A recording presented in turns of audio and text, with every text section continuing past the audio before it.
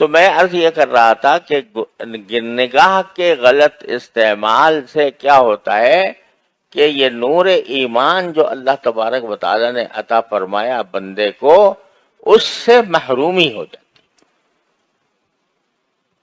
یہ آنکھ کا نور ہے نا جس سے دیکھ رہے ہو، یہ آنکھ ہی کا تو نور ہے نا. کس کا عطا کیا ہوا ہے؟ اللہ تعالیٰ کے سوا کون ہے جس نے یہ دے دیا ہو؟ مفت دے دیا، بے مانگے دے دیا، کوئی قیمت وصول نہیں کی.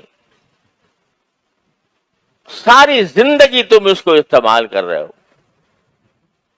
اور اتنی نازک مشین دے دی ہے کہ اس کے کل پرزوں کا اور اس کے رگ پٹھوں کا کسی کو پتہ نہیں ہے. ایک ہمارے دوست ہیں جو اللہ تعالیٰ ان کو شفائے کامل عطا فرمائے، وہ آج کل بیمار ہیں، آنکھوں کے امراض کے اسپیشلسٹ ہیں. انہوں نے مجھے بتایا کہ صرف آنکھ کے اندر 11 قسم کی اسپیشلائزیشن ہے.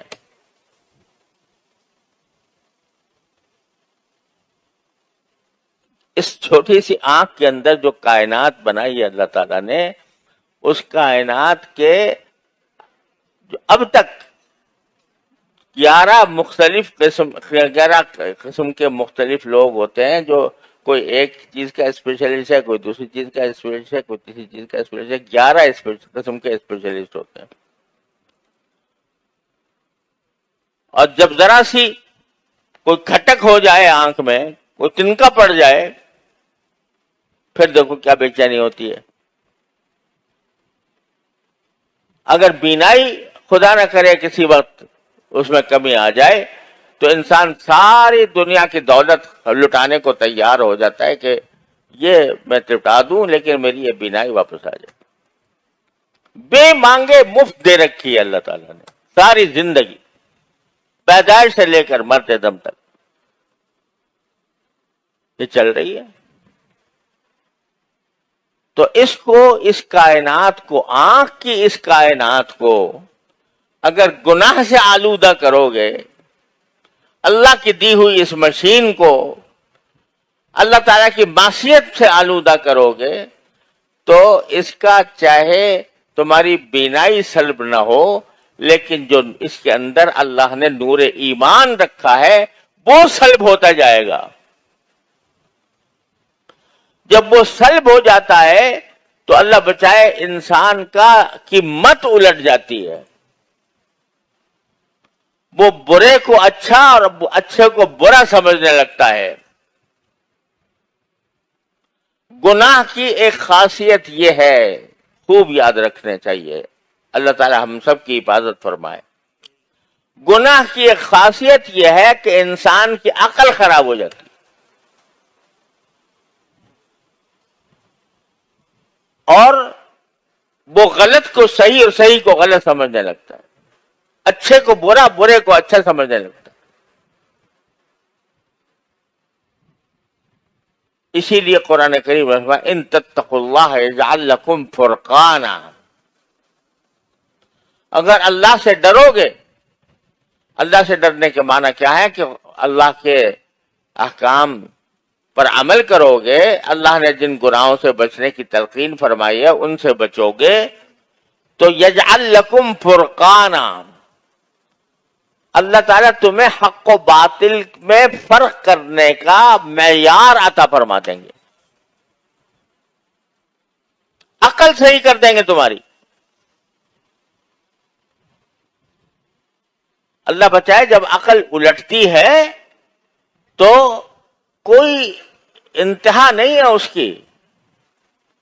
آپ لوگ سب جانتے ہیں کہ وہ لوگ جنہوں نے چاند پر سیارے اڑا دیے، چاند تک اپنی مشین پہنچا دی، جو مریخ کا شکار کرنے کی فکر میں ہے، جنہوں نے ایسی ایسی ایجادات کر دی کہ عقل حیران ہو جاتی ہے، دنگ ہو جاتی ہے. کمپیوٹر نے کیا انقلاب برپا کر دیا، آرٹیفیشل انٹیلیجنس پیدا کر دی، کیا کچھ کر دیا. لیکن یہ سب کرنے کے باوجود، یہ ساری ذہانتوں کے باوجود، جب معاملہ آتا ہے جنسی تعلقات کا تو ایسا معلوم ہوتا ہے کہ بھیڑیے اور گدھ اور بدترین درندے بھی ان سے بہتر ہیں. ہے کہ نہیں؟ اور وہ اس کے لیے دلائل پیش ہو رہے ہیں، اس کے لیے عقلی دلائل پیش کیے جا رہے ہیں، اس کا فلسفہ بیان کیا جا رہا ہے، ساری دنیا میں اس کی تشہیر کی جا رہی ہے، ہم جنس پرستی کی. کیا ہوا؟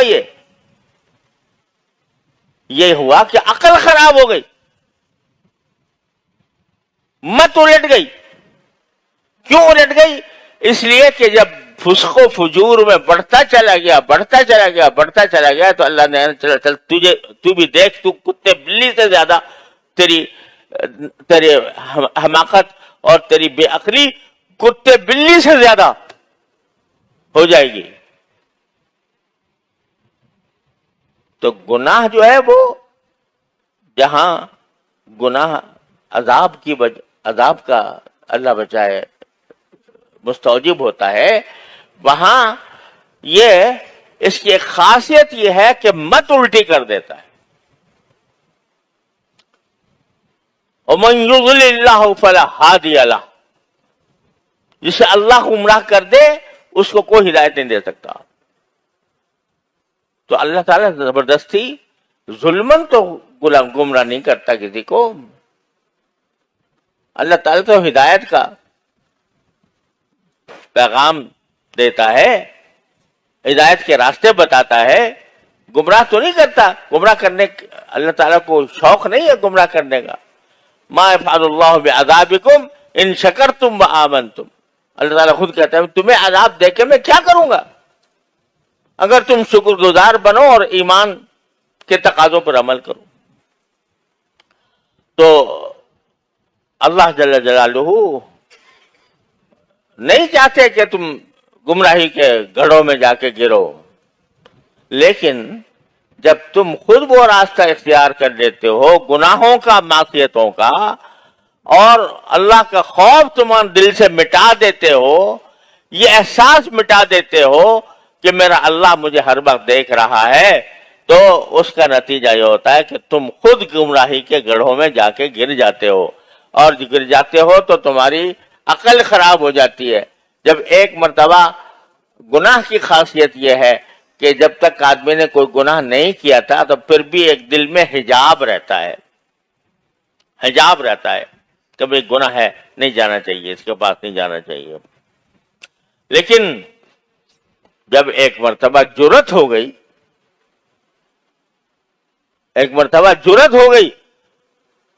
شیطان بہکاتا ہی رہا، نفس آمادہ کرتا رہا یہاں تک کہ آگے آدمی مجبور ہو کر کہ چلو یار کر ہی لو. ایک مرتبہ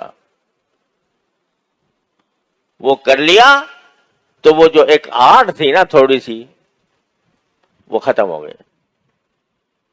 وہ حجاب جو تھا وہ اٹھ گیا. اب جو ہے راستہ کھل گیا، بھائی اس دن کیا تھا چلو آج پھر کر لو.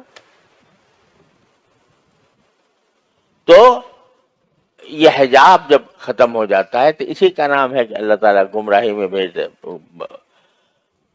یذرہم فی طغیانہم یعمہون، وہ اللہ تعالیٰ ان کے سرکشی کے اندر ان کو چھوڑے رکھتا ہے.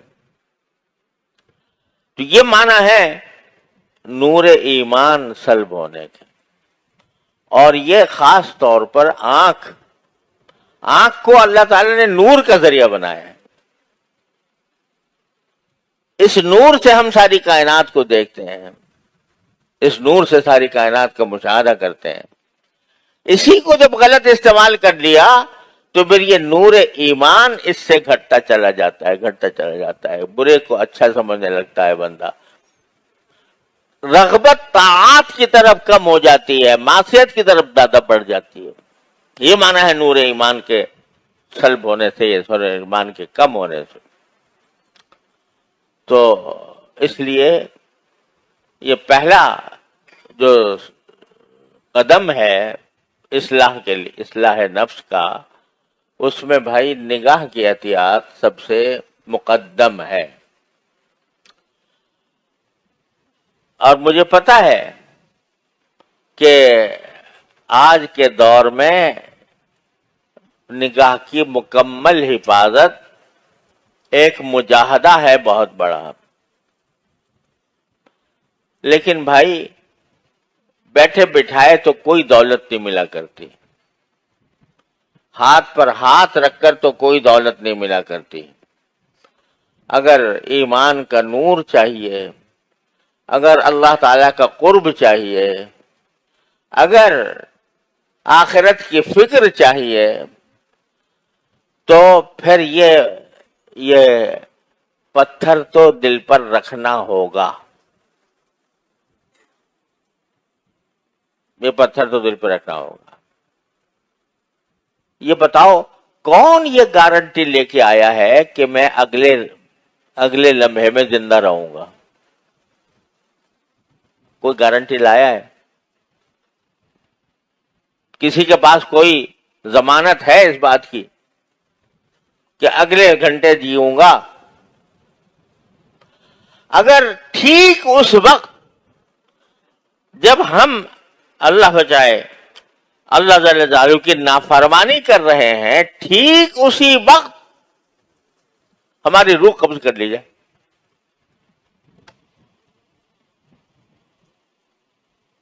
خاتمہ کیسا ہوا؟ خاتمہ بالخیر مانگتے ہو کہ نہیں؟ یا اللہ ایمان پر خاتمہ فرمائی، لیکن کیا گارنٹی ہے اس بات کی کہ جس وقت گناہ کر رہے ہو اس وقت میں تمہاری روح قبض نہیں کی جائے گی؟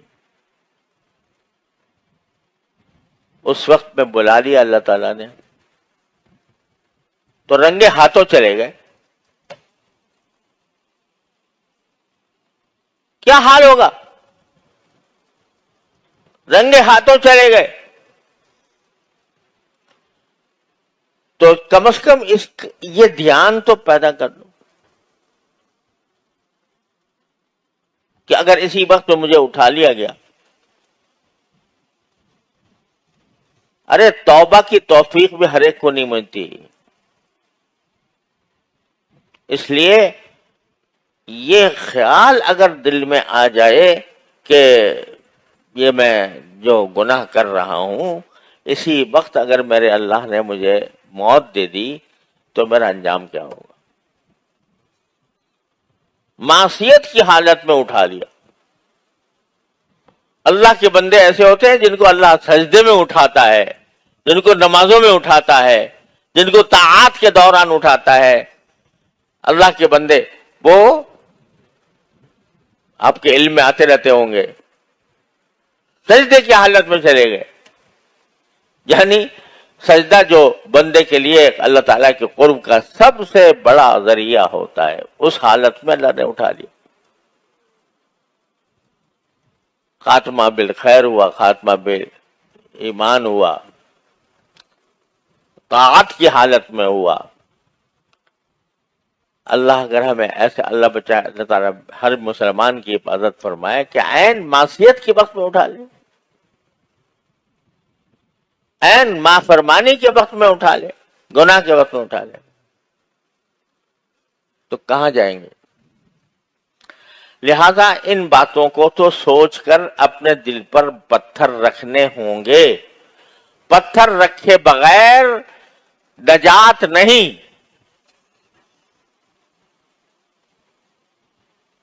زبردستی کرنی پڑے گی اپنے اوپر، تب جا کے چھوٹے گی بری عادتیں، تب جا کے گناہ سے فراغت ملے گی، صرف نفلیں پڑھ لینے سے نہیں ہوگی۔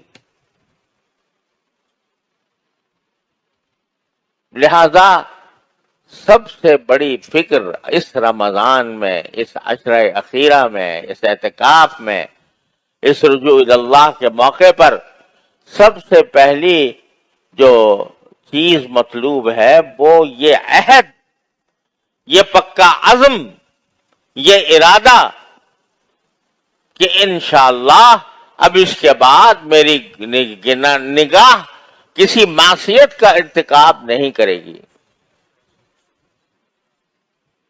یہ عزم، اور یہ عزم کرنے کے ساتھ پھر دعا بھی کہ اللہ میں نے کر تو لیا، عزم کر لیا، ارادہ کر لیا، پکا ارادہ کر لیا، لیکن اے اللہ میں آپ کی توفیق کے بغیر میں اس عزم پر ثابت قدم نہیں رہ سکتا، تو اے اللہ اپنی رحمت سے مجھے اس پر ثابت قدمی بھی عطا فرما دیجئے. یہ دعا اپنی طرف سے پکا عزم، اور دوسری طرف اللہ جل جلالہ سے دعا، یا اللہ میں نے کر لیا، یہ عزم کر لیا، لیکن میرے بس سے باہر ہے کہ میں اس عزم پر قائم رہوں. میں پتہ نہیں کس وقت پھسل جاؤں، کس وقت میں غلطی کا مرتکب بن جاؤں. اللہ میری حفاظت کر لے.